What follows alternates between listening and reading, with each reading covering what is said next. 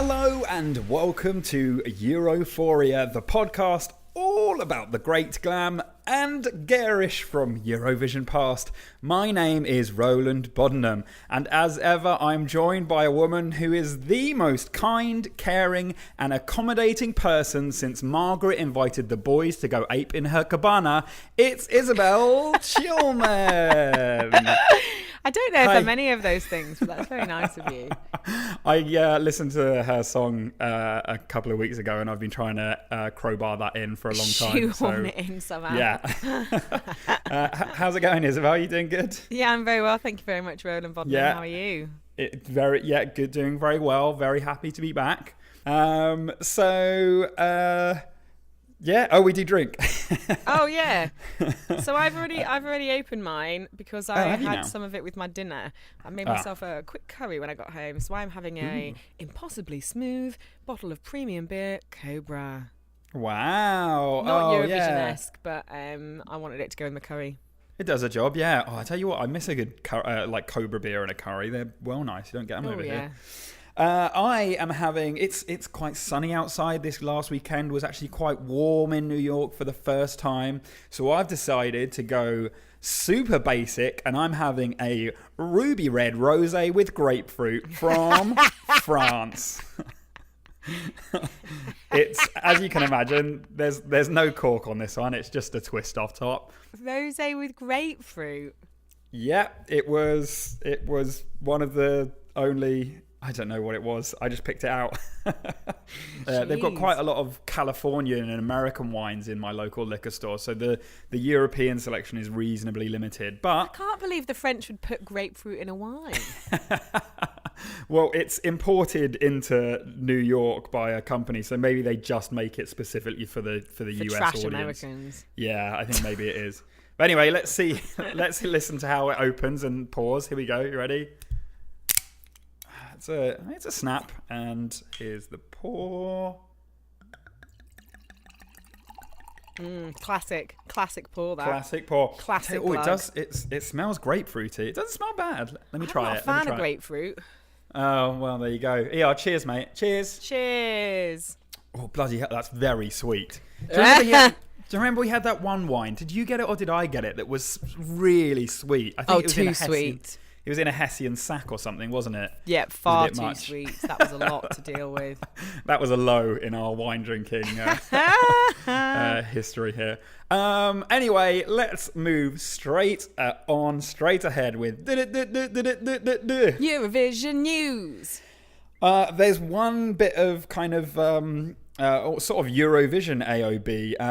The EBU announced this week that they are once again slightly tweaking, not necessarily changing, the way that the scores are given at the end of the contest. The way that they've been doing it it's very exciting, and I think it works very, very well, where they give all of the judging panel scores first, and that's where you see the hosts on the screen, and everyone says thank you, and everyone's trying to move everyone on.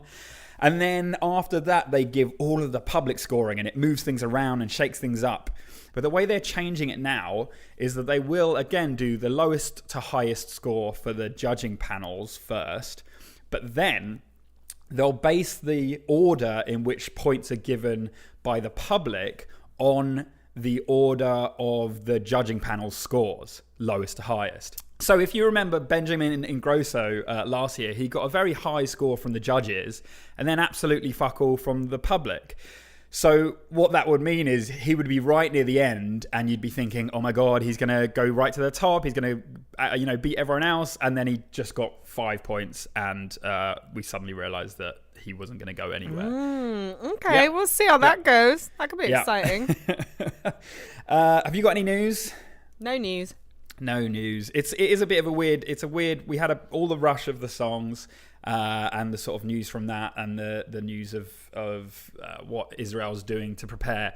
But we're kind of in the quiet spell in between now. So singers are just touring and doing all their PR stuff. So I'm sure we'll be getting some more exciting news in the weeks to come. Let's move on to some any other business. We have emails. We've got a few.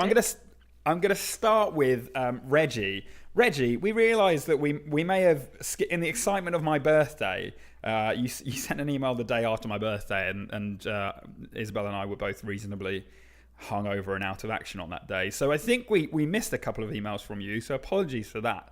But I'll read them in retrospect now. Reggie says, "Hi folks, I feel good that I haven't missed out on as much Europhoria as I thought I had. It's nice to be getting excited for a new Eurovision season with you two. I have some exciting news. As we remember, Reggie is training to be a doctor. Reggie says, I have some exciting news. I submitted my thesis and I will be moving to Copenhagen in April. What? She'll be Reggie, much you're closer. Be so close. So close to the Eurovision action. And she asked us, and we'll do a message now. This is us connecting people across the world, building bridges. If there are any other Europhoria fans in Copenhagen, hopefully we can meet up. My God. If you're out there, Copenhagen Europhoria listeners. Someone hang out with Reggie. She's the coolest. Everyone, yeah, absolutely.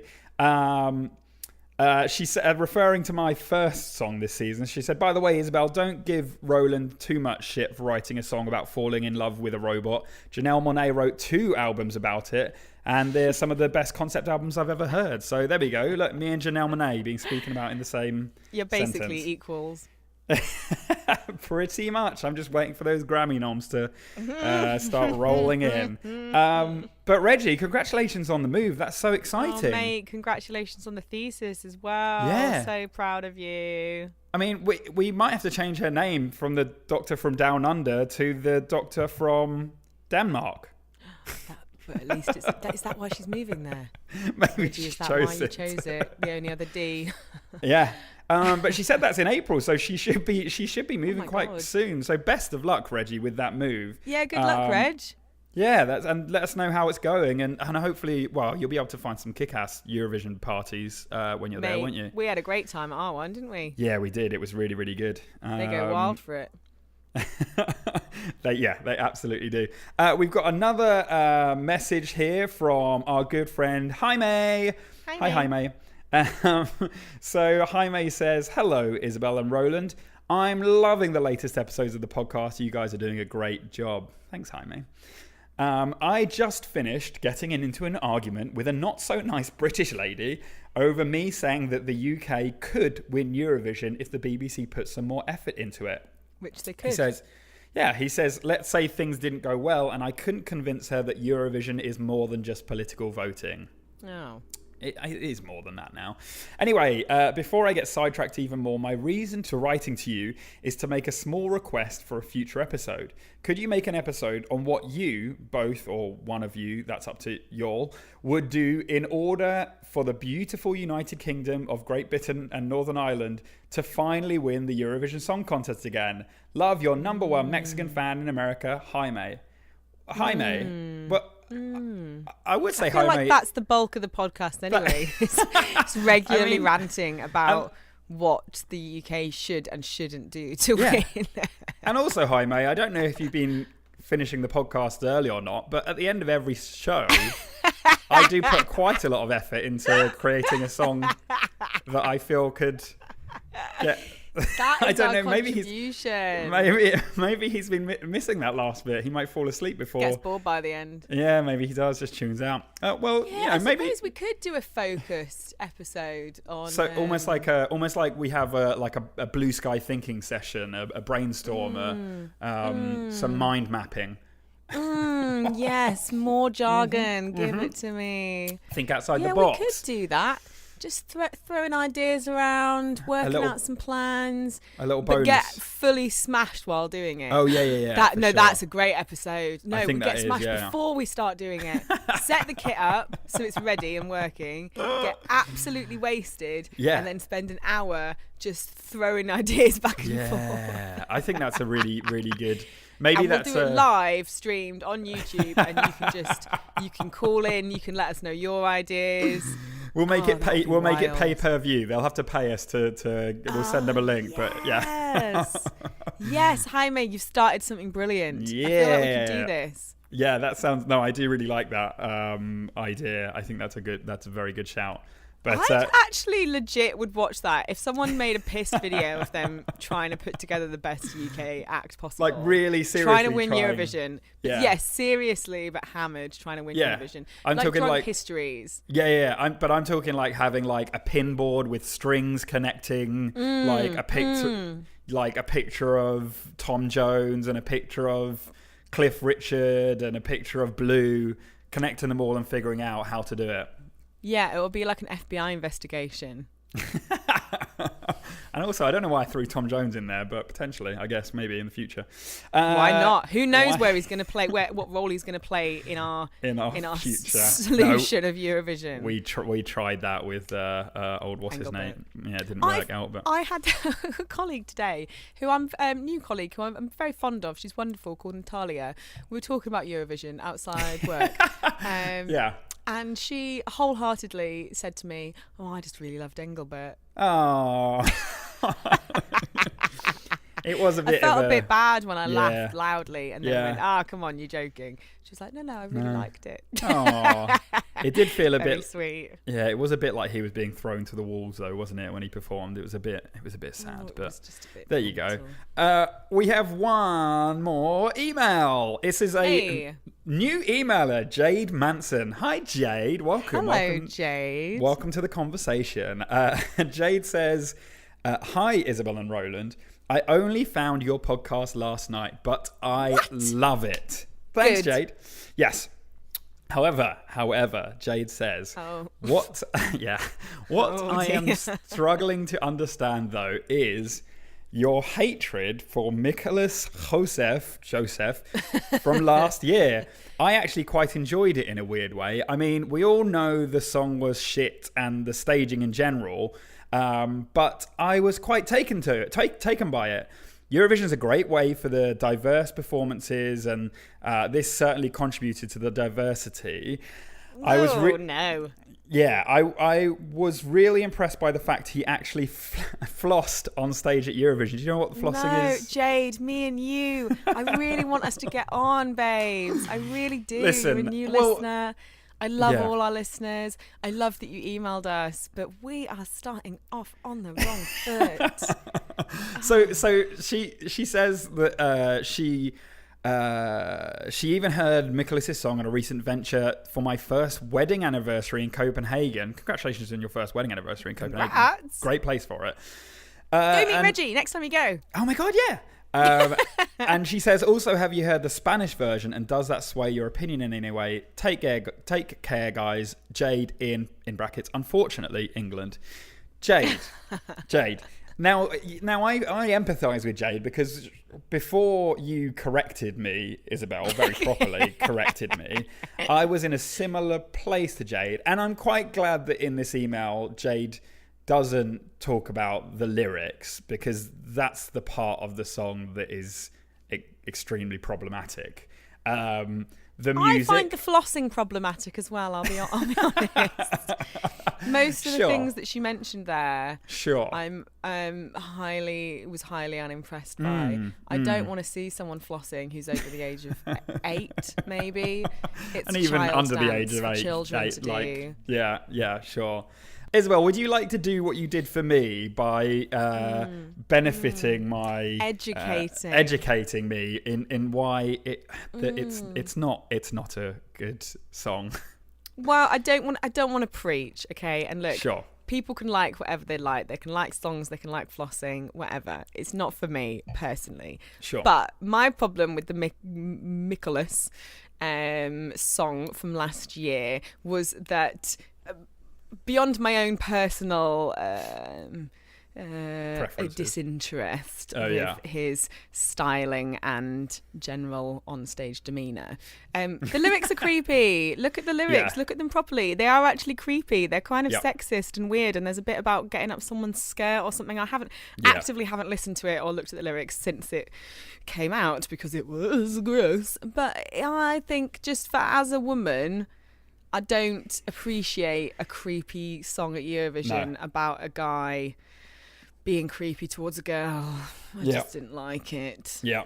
No, and it was. I would understand if someone emailed in and said, all right, I get the Mikolas thing, but this year's Czech Republic song you're just being pedantic about. Like, it's less problem. It's more like it's cheeky. far less problematic. Yeah. So I would get if someone emailed in and debate me on that one. Yeah. I think probably I'm highly sensitive over last year's. Sure. Yeah. But I legitimately. Genuinely really didn't like that song from last year. And I don't think Jade's baiting us on this. I think she absolutely not. I'm happy to debate. But thank you, Jade. I hope that informed you enough on why it wasn't our cup of tea. And we do really appreciate you emailing in. If you would like to email us, then do on the internet by sending us an email at europhoriapodcast@gmail.com. Or you can tweet us at, I've forgotten it. I almost said at Retail Week. That's who I work for. Different one. At EuphoriaCast, or you can contact myself and Roland directly, which is at Isobel Chilman and at Roland Bodnam. Also, just throwing this in very, very quick. Steve, we know you're listening. Thank you for your email. We will get back to you and probably give you our work address. But we really appreciate you emailing us as well, and very excited to see what happens as a result of that. So that's just a little little message for Steve there. Yeah, if you want to send us presents like Steve is going to, DM us. That is fine. I will give you my work address. Yes. And happily receive gifts in front of all my jealous colleagues. Yeah. Oh, yeah. Okay, yeah. Well, we'll definitely do that. We'll give you our work addresses. All right. So should we move on? Should we do a bit of story? Yes, please. All right. It's my turn this week. So, Isobel, today I want to talk to you about the life and times of someone who I didn't actually realise I shared something with. Like some cosmic connection, myself and this person actually share the same birthday. Hello. Yeah, oh, although exciting. Well, there is a few years between the actual birthdays, but the same day. So, born on February 26th, 1947, then Sandra Ann Goodrich, later known as one Sandie Shaw, was born in Dagenham, Essex. Now, exciting. I know, Isobel, you've spoken about your slight, uncomfortableness with the song because it's a little bit creepy, but we are learning all about the face behind the music this week.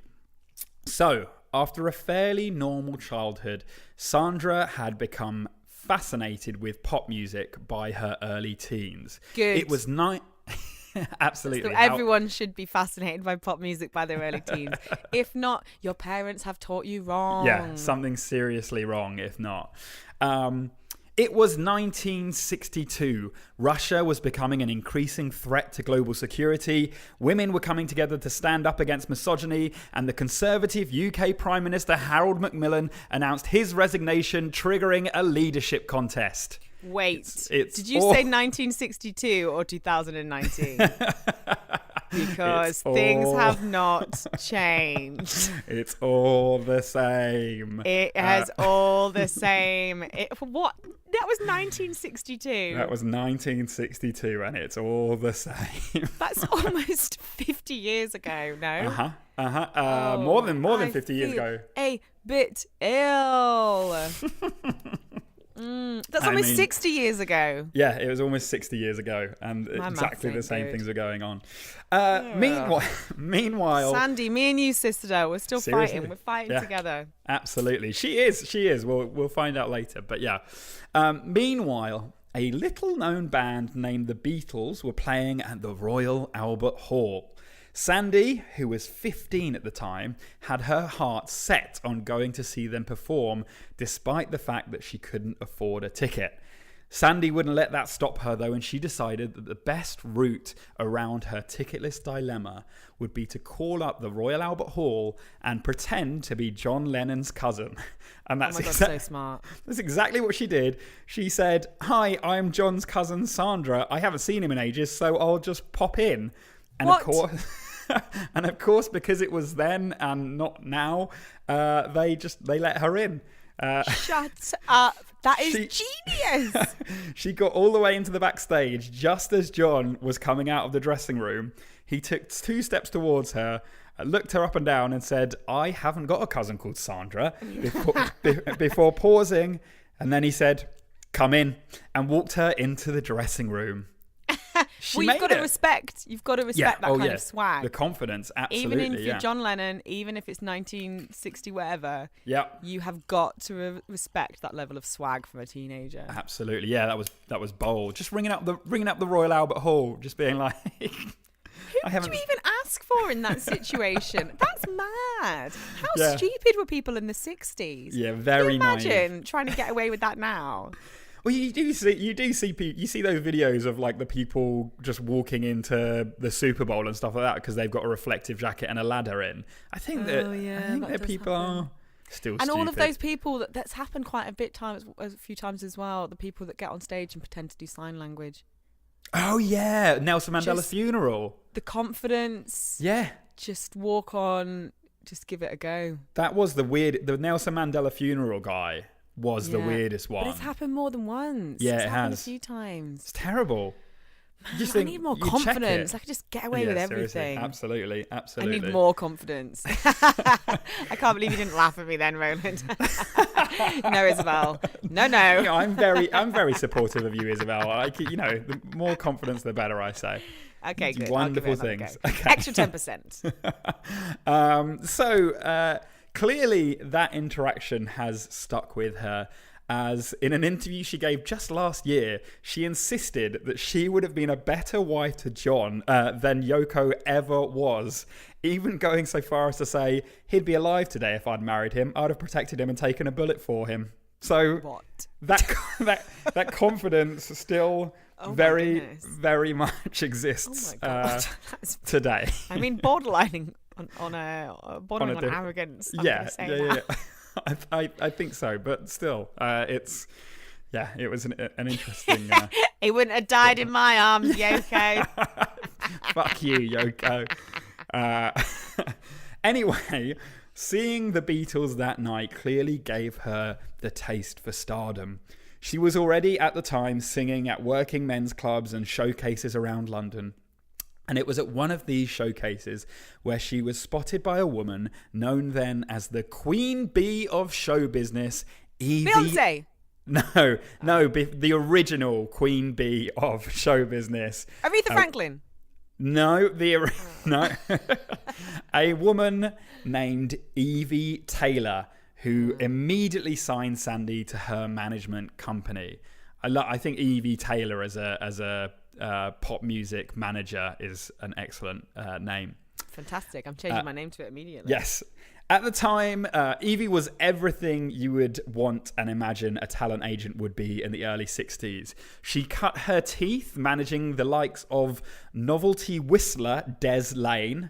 I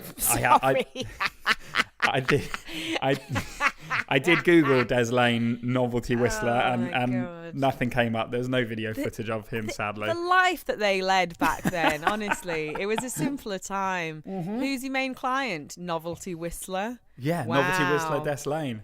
It's just changed though, isn't it? Because I bet if you were a really good whistler, you could go viral on YouTube or Twitter or something like that nowadays, couldn't you? You might get a spot on Ellen once. Yeah, that's not going to last you that long, though. You get a spot on Ellen and she might give you a check for $5,000. Novelty whistlers. Yeah. And she also managed presenter Larry Grayson, who credits her as being the source of his well-known catchphrase, "Shut that door!" As whenever she wanted to discuss money or personal issues with her clients, she would always take them aside and tell them to shut that door. Have you heard that catchphrase before as well? Yeah, I have. Yeah. Yeah. It's good. She's the origin of that. I'd be proud of that. She claims to be. She claims to be.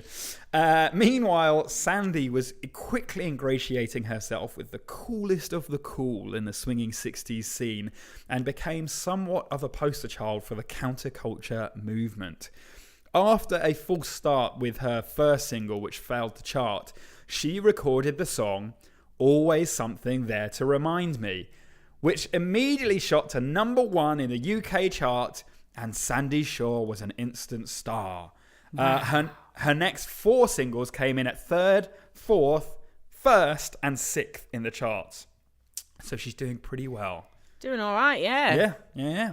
At the same time, after having come in 2nd place 5 times in the preceding 8 years, the BBC were looking for an act who could really stand out at Eurovision.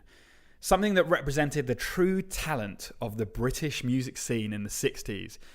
With Sandie's authenticity, style, and shocking way of performing without shoes, the team thought that she would be perfect for the job. It did apparently shock a lot of people that she chose to perform with shoes off, shoeless. Having to look at some toes, some ankles. Yeah, it's. Risky. They contacted Evie, our pal Evie, who, after having a series of slightly underperforming singles from Sandie, Evie thought it would be a great opportunity for her to give a second breath of life into her career. Sandie, on the other hand, much as we see today, was pretty dubious about the whole thing. She worried that it would destroy her credibility. However, when you're being managed by Evie, if she comes up with an idea, there's not much you can do to persuade her otherwise. And so Sandie found herself preparing to present 6 songs to the nation on the Rolf Harris show. Ooh. Yeah. That's the last time we'll talk about him on this show. So, yes, so she was performing 6 different songs for a panel of experts to decide. However, in the week leading up to the show, Sandie, who was at this time still only 19 years old, was named in the divorce case of model Veronica Sands and her husband, TV executive and renowned womanizer Douglas Murdoch. So suddenly the men of the BBC boardroom went into a panic. They couldn't possibly enter a woman who was adulterous to represent the UK in the Eurovision Song Contest. What would the rest of Europe say? Now, I haven't been able to track down what the career implications were for renowned womanizer Douglas Murdoch off the back of this revelation, but I think we'd be pretty safe in hazarding a guess that there were few to none implications. Made all the worse by the fact that Douglas, if I recall correctly, according to one article I read, was at least 15 years her senior. However, due to the short time the production crew would have to find a replacement, the BBC board decided that they would have to keep Sandie on, and she would present the 5 songs to the nation to be chosen from. Now, this is where our Evie jumps back into the picture. Evie had a very strong favourite out of the 5 potential songs, which was Puppet on a String. Mm-hmm. Now, Isobel, I've as I said earlier, you've told me before that this song is one that you can't stand, just generally don't like. You'll be glad to hear... It's creepy puppets. It's creepy puppets, yeah, absolutely. In every interview, pretty much, that Sandie gives, she also declares her own very strong dislike of the song. She's described it as a horrible song and so uncool, amongst many other things. Evie... Uncool. Yes. It is very uncool. It is very uncool. Right. And she was. I suppose at that age as well, and that level of coolness. Like, this is a woman that blagged her way into a backstage meeting with John Lennon. Yeah. She's got to sing about puppets. Well, and actually, like I was saying, at this stage, she is hanging out with the likes of the Rolling Stones and, like fashionistas in the 60s and stuff like that. So it is a very kind of uncool song for her to sing. Despite Sandie's dislike of the song, Evie was determined for Puppet on a String to get through and be the song that represents the United Kingdom. Whilst the show was being broadcast live, Evie, who was in the backstage, turned to one of the writers of Puppet on a String and said to him, "I'm going to do something here." The writer responded, "What do you mean?" She says, "I'm going to do something." And so when it was time to perform Puppet on a String, the band started up. Sandie walked onto the stage, barefoot as always, and started with the first big note, and then stopped. She looked at the band, and looked back at the crowd, and then asked them all to stop and said, "I've come in at the wrong time. Can we start again?" Now, the rumour is that Evie had gone backstage and asked the musicians to change the length of the intro, intentionally making Sandie sing at the wrong time. This was apparently enough to make the judges forget pretty much about any of the other songs and select Puppet on a String to represent the UK at the 1967 Song Contest. That is so smart, sneaky. Isn't it? So sneaky. Oh my God, everyone in this is an evil genius. Right? Everyone's just got the balls to get what they want by any means possible. Exactly what they want. Genius women. I love this story. Now, this same writer, the writer of Puppet on a String, gave an interview, and he actually has a theory that Evie, having seen how successful this tactic was in the UK finals, wanted to do something similar at the song contest itself. So on the big night when Sandie came onto the stage to the opening bars of the song, it wasn't the band who'd been manipulated this time. However, Sandie belted out the opening note, and the audience at home and in the auditorium heard nothing. Her microphone was completely off. However, this time Sandie didn't stop. She didn't falter. She just ploughed on through, and after a few seconds, the microphone popped back on, and the song continued without interruption. Now, the songwriter said that he has no evidence that Evie was involved in the technical glitch. Of course she was. It's just interesting. Sneaky Evie, that's what they call her. So shall we have a listen to that opening little bit, and the bit where Sandie's microphone isn't on, but she plows on through anyway.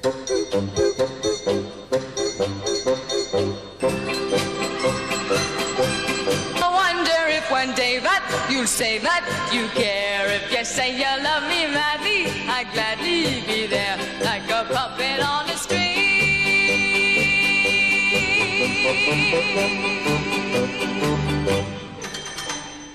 Love is just like a merry-go-round with all the fun of the fair. That is, there we go, Sandie Shaw singing the Eurovision winner, spoiler.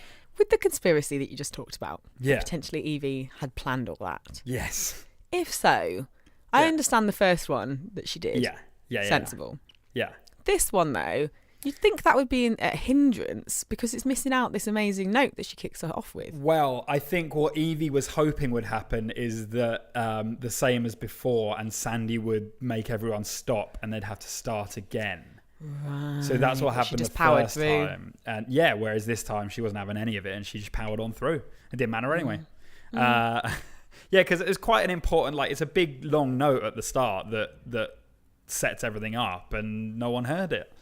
But there we go. As I slightly spoiled just then, we know the scores came in, and eventually it became very clear that the United Kingdom was going to win their first ever win of the Eurovision Song Contest, with the presenter even announcing the victory before the last country gave their points because she was so far ahead of her competition. Nailed it. Absolutely nailed it. For our barefooted belter, though, the stress over the last few months with the divorce scandal and the BBC wanting to replace her meant that she really wasn't in any mood for celebrating. In an interview she did for, it was Desert Island Discs, which is a very good listen, she said that she snuck away back to her hotel with a bottle of champagne tucked into her lynx fur coat. However, love it. However, on arrival to her corridor, she realised that she had no key, and she was so tired, though, that rather than go back down to the front desk, she just curled up under her fur coat and slept in the corridor. Can you imagine that? The winner of the Eurovision Song Contest just asleep in a corridor in a hotel. That's quite rock and roll, though. Falling asleep with a bottle of champagne under a fur coat. It's quite rock and roll, yeah. There's no way she was sober doing that. Come on. No, probably not. Sandie, by any measure, throughout the entirety of the 60s, was hugely successful and did make a hell of a lot of money both before and after her Eurovision success, which is it's really refreshing in all the interviews she does, and especially the Desert Island Discs. Because when pop stars are like, "Oh yeah, I was comfortable and blah blah blah blah blah," she was like, "No, I made a hell of a load of money. I didn't know what to do with it." It's like it's really refreshing and really nice. There's that Sandie Shaw swag again. I think she's mainly like that though because later on in the 60s, actually the early 70s, she met a man and got married. However, due to the law at the time, when she met fashion designer Jeff Banks and decided to marry him, she had to sign over all of her money to him because the husband had to be responsible for everything financially. And that was the law. That was the fucking law. My God, what is wrong with humanity? Yeah, so all this money that she had earned, she gave over. And clearly, because it was such a great law, because men apparently are better at these things, Jeff proceeded to take all of the money he had suddenly gained and invested it into his business, which proceeded to hemorrhage funds and go completely out of business, leaving the pair in the early 70s with a brand new baby girl, no money, living first in Jeff's parents' house and then moving to a caravan in Ireland. Oh, no. Yeah, I'm not oh-knowing at a caravan in Ireland. That sounds vaguely delightful, but not when you've been minted. No, and for the fact that it wasn't any fault of her own, other than she fell in love with someone and got married, and then he spaffed all her money. Yeah, Sandie herself, like in a weird sort of contrast, was still doing huge sellout tours. But all of the profits from those tours were going on paying off all of the debts that Jeff had built up. That's so depressing. Yeah, Jesus really Christ. depressing. I've dated a few bum deals in the past who've wasted my money, but not to that extent. Yeah, not where you've had to legally sign everything over to them. No, Christ. Sandie, in this Desert Island Discs interview, at one point was brought to tears when talking about how she would have to record conversations she was having with her young daughter at the time and listen to them back on a tape player as they were touring, and she would miss her so much. Super cute. It was at that point in her life that Sandie decided that enough was enough and she wasn't going to miss out on her daughter's childhood anymore. She quit touring, she quit making music, and she became a waitress at a restaurant nearby.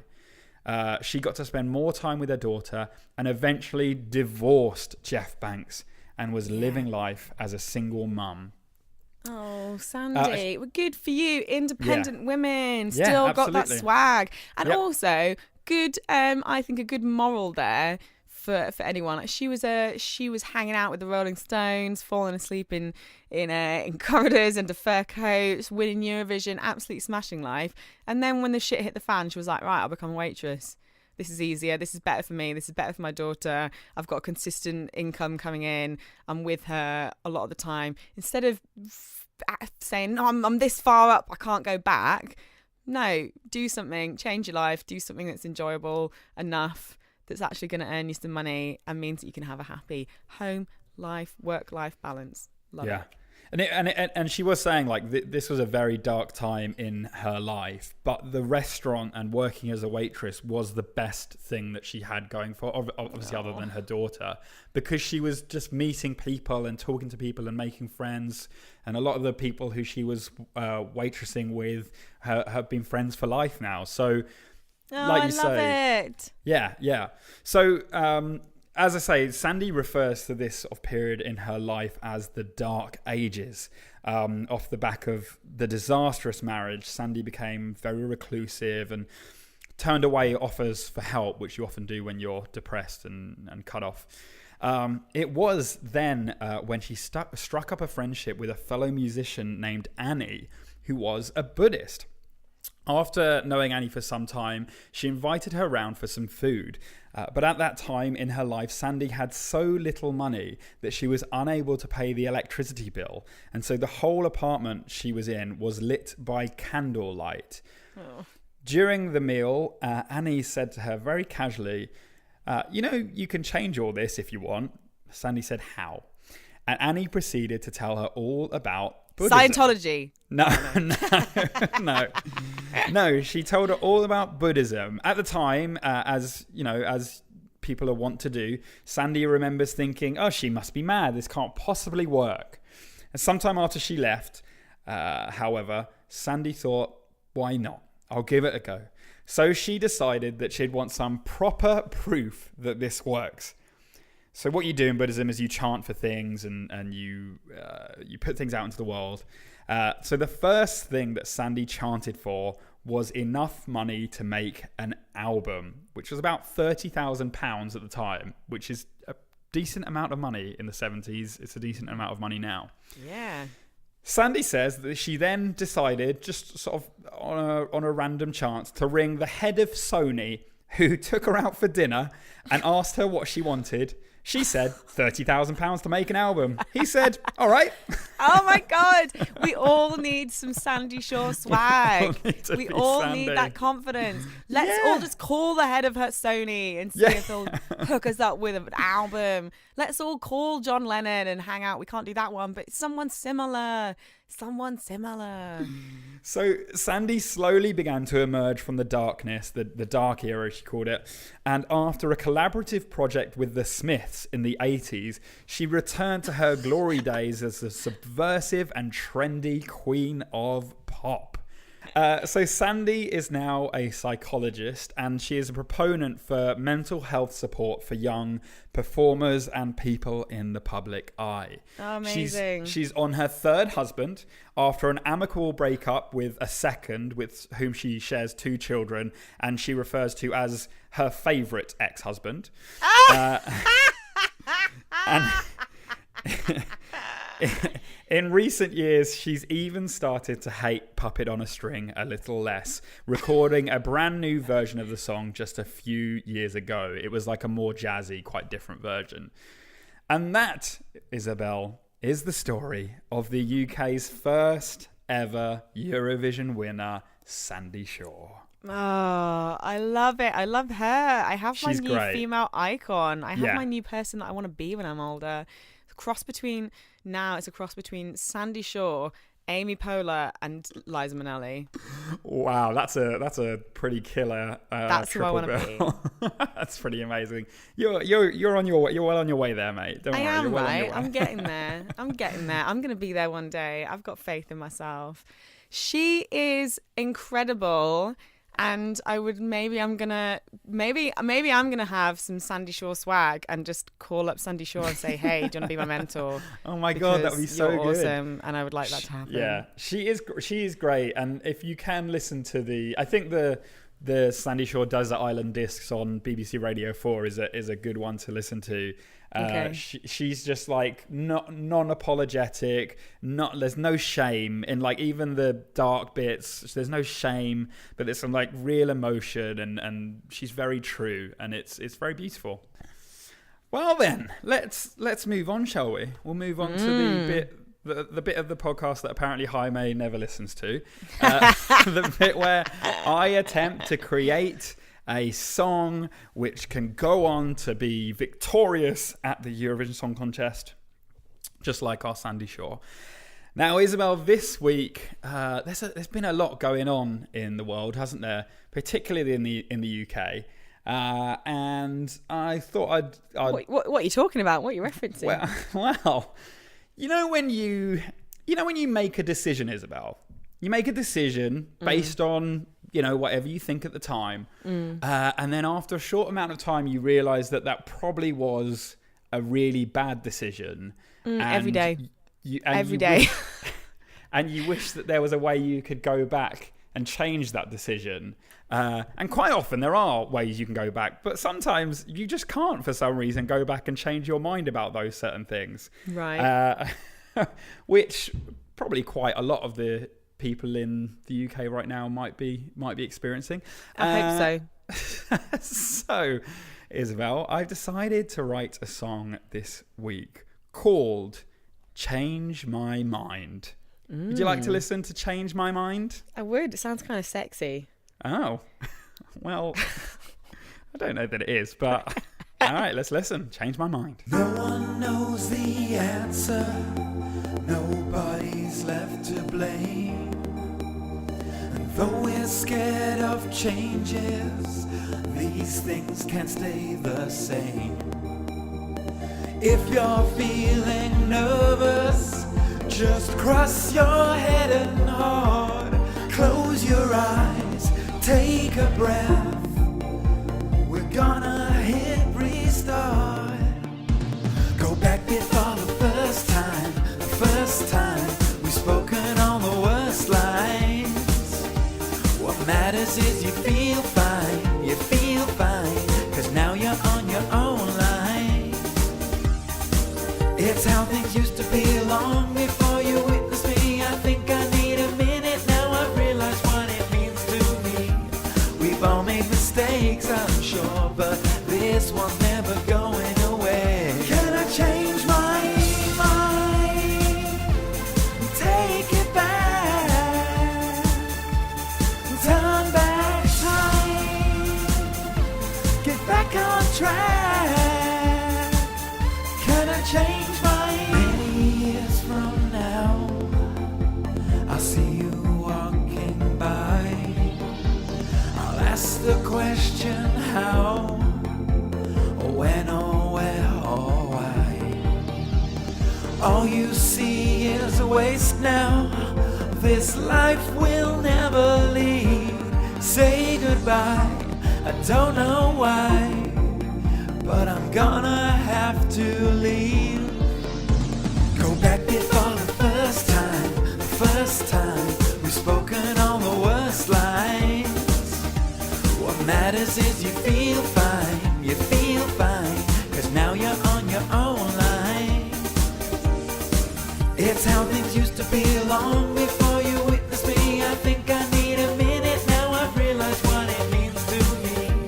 We've all made mistakes, I'm sure, but this one's never going away. Can I change my mind? Take it back. Turn back time. Get back on track. Can I change my mind? And take it back. Turn back time. Get back on track. Can I change my mind? That was Change My Mind. Not based on anything in particular, but just a song. Isobel, what were your initial impressions? So, like 20 seconds in. Yeah. Let's get this out the way to start off with. Sure. There is definitely a bit that is directly taken from Human by the Killers. So, here's the thing. Close your eyes, take a breath. The lyrics in Human are close your eyes, clear your heart. So what I've started realizing is you can track what I am listening to on Spotify in that particular week by the song that I write. So yes, you're absolutely right. I have been listening to a lot of Killers in the last week or so, and it was inspired by, I think it's treading the line on being maybe an inspiration, not a complete rip-off, but... You might need to just change the close your eyes lyric so that then we're devoid of any libel laws. Okay, take my hand maybe. Take my hand. Take my hand would work. Yeah, that would could work. fit. Okay, take my hand. Besides the Killer's plagiarism. Yeah. Very interesting. There were times where it felt like two separate songs. Your a very astute observation. What happened, I can explain this as well. What happened with this is I wrote the main bit, the kind of disco-y bit with the slow opener, and then I realized there was no real hook. So I was like, oh, I should probably do a chorus with like a change your mind. I couldn't come up with a title for it. So then I went back a few days later and added that in, and it does sound like a different song. I think it's even in a different key entirely. So slightly problematic there. It needs workshopping that bit. Yeah, but that's what this is for. It's a workshop, absolutely, mate. It's a absolutely. workshop. One day you'll come back to these and make all these songs into an album. Yeah. When I retire. When we call up the guy from Sony and ask him for £30,000. Oh yeah, we'll just do that. Yeah, we'll just do that. Same It's work guy. for Sandie. Or Work for us. Sandie, work for us. Why not? Yeah. So yeah, sounds like two separate songs. Sure. Of those two songs, I would say I prefer the verse song. Yes. Oh yeah. So that is what you said. That was the original thing that you were working on. That is the original thing. Yeah. That is. Really into that. I was listening to it. Was sat there thinking, yeah, I could hear Belgium singing this. Oh, interesting. Well, Belgium haven't made any terrible decisions recently that they can't take back, though. Whereas we have. It's all about Brexit. You realise that, right? I got that, okay, mate. Cool. I got that. Just making sure that we wasn't too subtle for you there.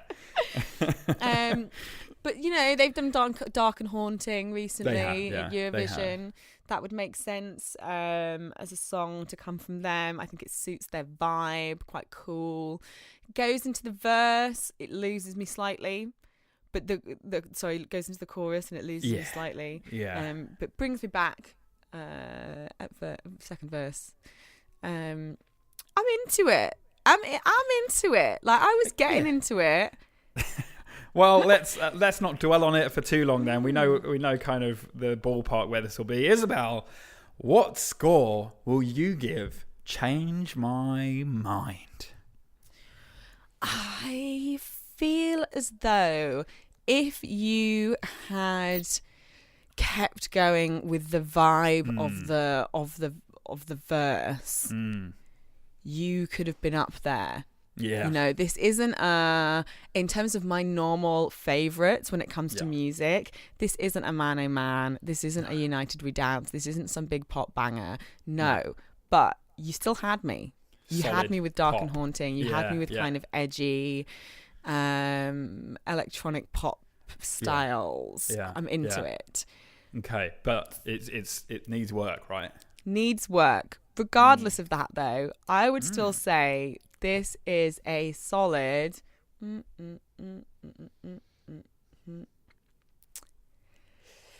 Set. 7. Yeah, I'm happy with that. That's good. That's on good. the board. That's on the board at Eurovision. Oh yeah. And I think I think my average this season is probably better than any other season so far. So I'm on a good run for sure. Definitely. Thanks, mate. That's very kind of you. So there we go. A 7 for Change My Mind. Put that in the books, ladies and gentlemen.